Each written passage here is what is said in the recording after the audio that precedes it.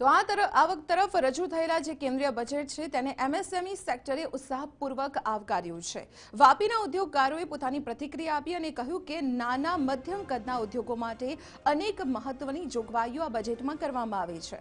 સ્ટાર્ટઅપને ધ્યાનમાં પ્રાધાન્ય આપવાની સાથે જ વધારાનું કોઈ ભારણ નથી નંખાયું। વાપીના નાના ઉદ્યોગકારોએ બજેટને જીવાદોરી સમાન ગણાવ્યું છે।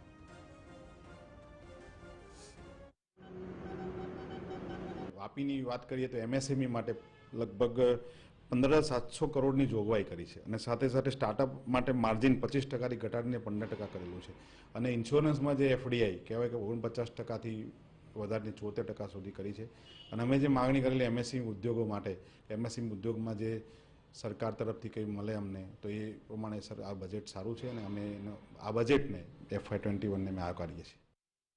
ખાસ કરીને ઇનપુટ કોસ્ટ અને એની ઇન્ફ્રાસ્ટ્રક્ચર કોસ્ટની અંદર ખૂબ એની અંદર ઘટાડો થશે, સાથે સાથે ફાઇનાન્સની કોસ્ટ પણ ઘટશે અને વિધાઉટ કોલેટરલ ફાઇનાન્સ મળવાનું છે અને કોસ્ટ ઓફ ફાઇનાન્સ પણ ઘટવાની છે એવું આ બજેટ પરથી લાગી રહ્યું છે અને આ ઉદ્યોગો માટે જીવાદોરી સમાન પુરવાર થશે।